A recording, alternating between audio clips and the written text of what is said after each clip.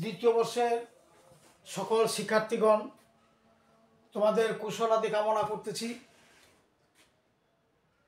আজকে এই সৃজনশীলটা পরিমাণগত রসায়ন থেকে, এটা একটা সৃজনশীল। এই সৃজনশীলটাকে অনুসরণ করলে আরও অনেক প্রশ্নের জবাব দিতে পারবে, লিখতে পারবে। তা দেখো সৃজনশীলটা কীরকম। একটা পাত্রে আয়রন রাখা আছে, অর্থাৎ লোহার টুকরা। এখানে লোহার টুকরাগুলো আছে। এই লোহার টুকরাগুলো সালফুরিক অ্যাসিডের বক্সে ফেলা হইল। অতঃপর যে দ্রবণটা এখানে উৎপন্ন করলো, এই দ্রবণটা তখন এই পটাশিয়াম ডাইক্রোমেট দ্রবণে ফেলা হলো। এখন প্রশ্ন হচ্ছে, উদ্দীপক নির্ভর এই বিক্রিয়াটি সমতাকরণ করো। অর্থাৎ উদ্দীপকের বিক্রিয়াটি জারণ বিজারণ বিক্রিয়ার মাধ্যমে অর্ধ সমীকরণ লিখে সেটা সমতাকরণ করো। আমি সংক্ষিপ্ত আকারে দিয়েছি শুধু সমতাকরণ করো, আসলে হবে জারণ বিজারণ লিখে অর্ধ বিক্রিয়ার মাধ্যমে বিক্রিয়াটি সমতাকরণ করো। আর 2 নম্বরটা অর্থাৎ ঘটা হচ্ছে পটাশিয়াম ডাইক্রোমেটের পরিবর্তে 0.025 মাত্রার পটাশিয়াম পারম্যাঙ্গানেট,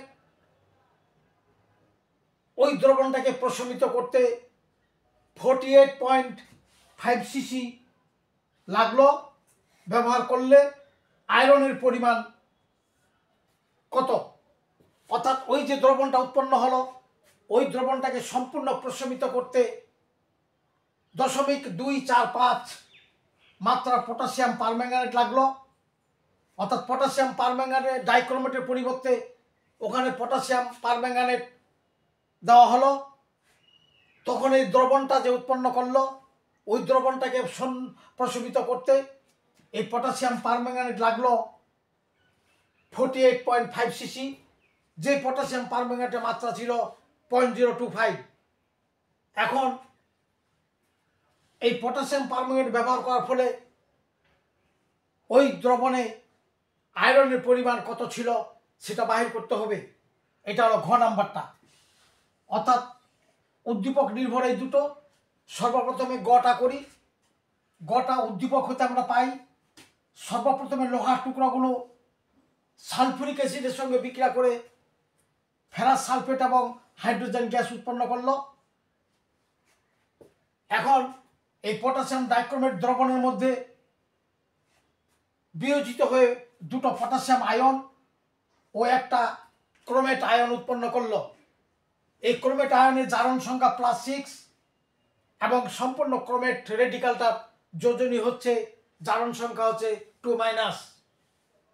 এখন এই পটাশিয়াম ডাইক্রোমেট দুটো আছে, এটা +6 থেকে +3 হতে গেলে একটা ক্রোমিয়াম 3টা ইলেকট্রন গ্রহণ করবে, দুটা ক্রোমিয়াম 6টা ইলেকট্রন গ্রহণ করে দুটো ক্রোমিয়াম 2 ক্রোমিয়াম 3+ উৎপন্ন করলো।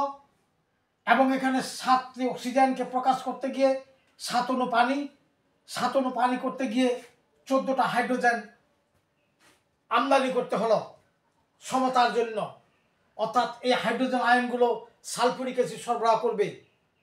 অতএব 14টি হাইড্রোজেন আয়ন, 1 অণু পটাশিয়াম ডাইক্রোমেট 6টা ইলেকট্রন গ্রহণ করে দুটো ক্রোমিয়াম 3+ এবং 7 অণু পানি উৎপন্ন করলো।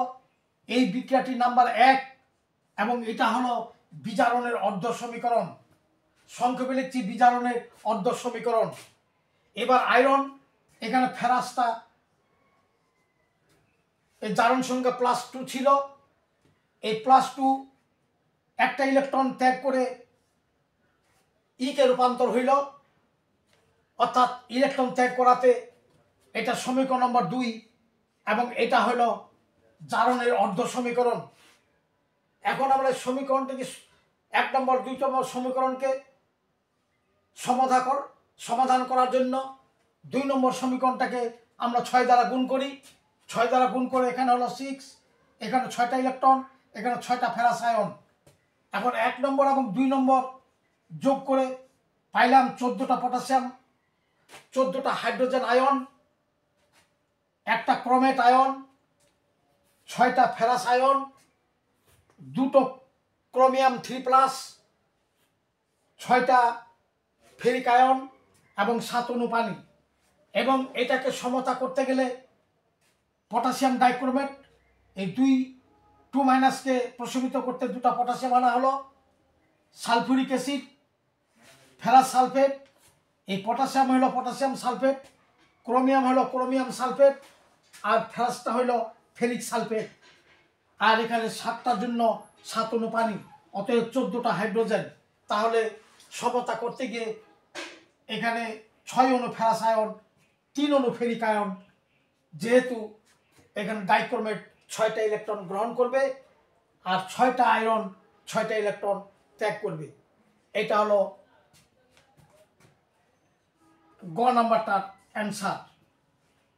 এখন আমরা ঘ নাম্বারটাতে চলে যাই।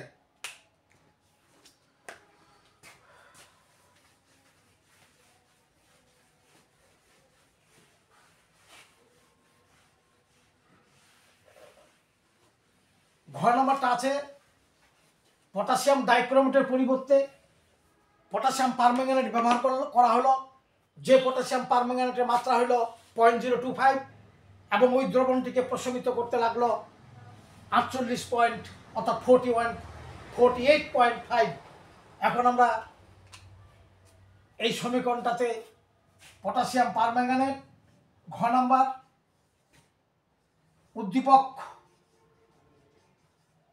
উদ্দীপকের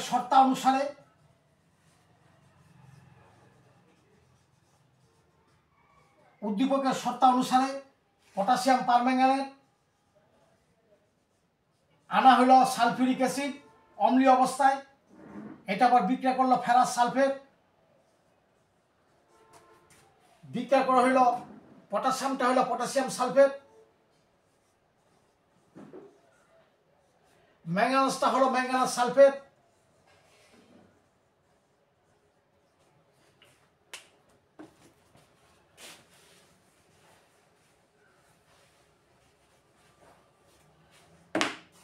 ম্যাঙ্গানাসটা হলো ম্যাঙ্গানাস সালফেট এবং ফেরাসটা হয়ে গেল ferric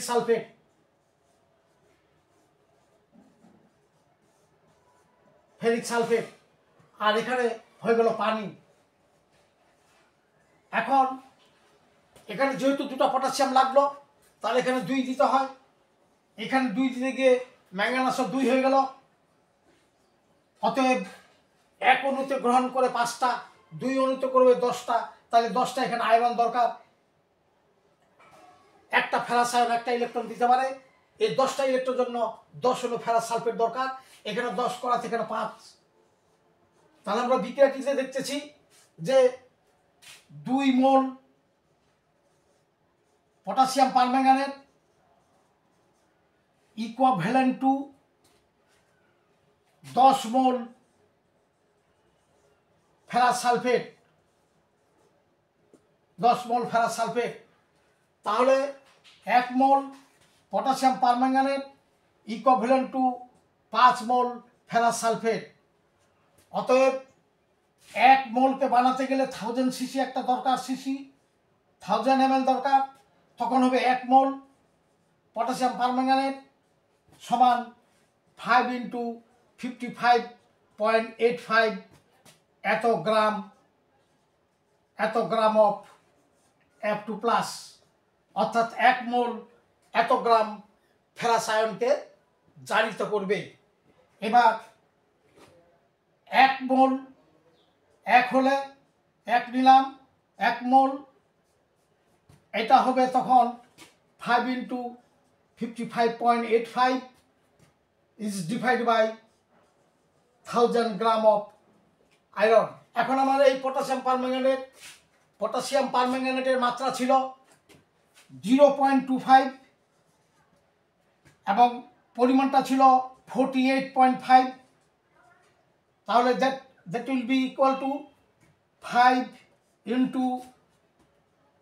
0.25 into 48.5 into 55.85 is divided by 1000 এত গ্রাম অফ আয়রন।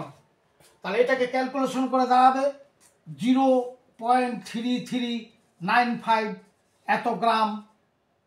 এত গ্রাম আয়রন। তাহলে ওখানে ছিল এত গ্রাম আয়রন ছিল, এটা হবে অ্যান্সার। এটা ক্যালকুলেশন করে পাওয়া যাবে 0.3395 গ্রাম, অর্থাৎ এত গ্রাম আয়রন, 0.25 পটাশিয়াম পারম্যাঙ্গানেট, 48.5 এত মিলিলিটার ওই দ্রবণটাকে প্রশমিত করে এত গ্রাম আয়রনকে প্রশমিত করেছিল, অর্থাৎ উত্তরটা হলো 0.3395 গ্রাম অফ আয়রন। এটা তোমরা ভালো করে একটু নোট করে বারবার লিখলে এটার অনুপাতে এখানে পটাশিয়াম পারম্যাঙ্গানেট পরিবর্তে ডাইক্রোমেটও থাকতে পারে। এইভাবে এটা ব্যবহার করে তোমরা অনেক প্রশ্নের উত্তর দিতে পারবে। তোমরা যারা নতুন তারা এই চ্যানেলটাকে সাবস্ক্রাইব করবে, এবং যারা পুরাতন করেছো তাদেরকে অসংখ্য ধন্যবাদ। তোমাদের কোনো প্রশ্ন থাকলে কমেন্টে তোমরা জানাবে, আমি যথাসাধ্য চেষ্টা করব তোমাদের কমেন্টের উত্তর দিতে। তোমাদের সকলকেই ধন্যবাদ।